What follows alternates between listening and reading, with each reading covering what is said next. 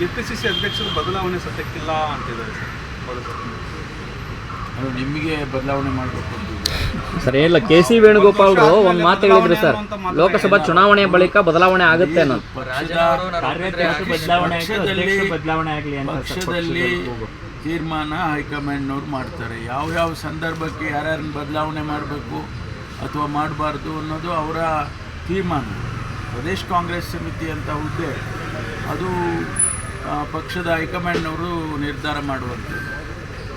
ಶಿವಕುಮಾರ್ ಅವ್ರನ್ನ ಬದಲಾಯಿಸಬೇಕು ಅಂದರೆ ಬದಲಾಯಿಸ್ತಾರೆ, ಇಲ್ಲ ಬದಲಾಯಿಸೋದು ಬೇಡ ಸದ್ಯಕ್ಕೆ ಅವರೇ ಇರಲಿ ಮುಂದುವರಿಲಿ ಅಂತಂದರೆ ಮುಂದುವರಿಸ್ತಾರೆ. ಈಗ ನಾನು 8 ವರ್ಷ ಇದ್ದೆ, ನನಗೆ 2 ಸಾರಿ ಬಂದಾಗ ಕೂಡ ಬದಲಾಯಿಸೋದು ಬೇಡ ಪರಮೇಶ್ವರ್ ಹಾಗೆ ಇರಲಿ ಅಂತ ಹೇಳಿದ್ರು, ನಾನು ಮುಂದುವರೆದೆ.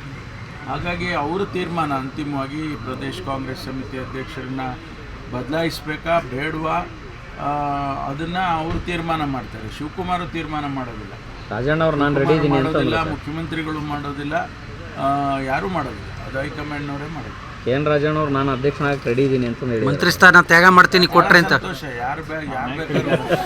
ಯಾರು ಬೇಕಾದ್ರೂ ತ್ಯಾಗ ಮಾಡ್ಬೋದು. ಕಾಂಗ್ರೆಸ್ಸಿಗೆ ತ್ಯಾಗ ಮಾಡೋದಕ್ಕೇನು ಕಡಿಮೆ ಜನ ಇದ್ದಾರಾ? ಭಾಳ ಜನ ತ್ಯಾಗ ಮಾಡಿದ್ದಾರೆ, ಮಾಡೋದಕ್ಕೆ ತಯಾರು ಇದ್ದಾರೆ. ಅವರು ಇದ್ದೀನಿ ಅಂತ ಹೇಳಿದ್ದಾರೆ, ಸಂತೋಷ. DCM ಅವ್ರಿಗೆ ಕಾರ್ಯಭಾರ ಹೆಚ್ಚಾಗಿದೆ ಅನ್ನುವಂಥದ್ದು ಸರ್. 2 ಖಾತೆಗಳಿದ್ದಾವೆ, ಒಬ್ಬರಿಗೆ ಒಂದೇ ಹುದ್ದೆ ಅನ್ನುವಂಥ ಪಾಲನೆ ಆಗಬೇಕು ಅನ್ನುವಂಥದ್ದು ಒಂದಷ್ಟು. ಅವರು ಸಮರ್ಥರಿದ್ದಾರೆ, ಅವರು ಅಧ್ಯಕ್ಷರಾಗಿ ಕೆಲಸ ಮಾಡುತ್ತಿದ್ದಾರೆ.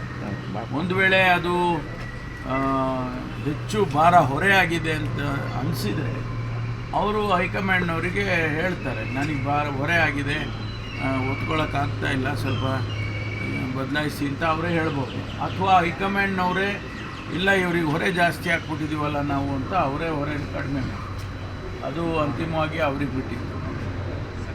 Thank you.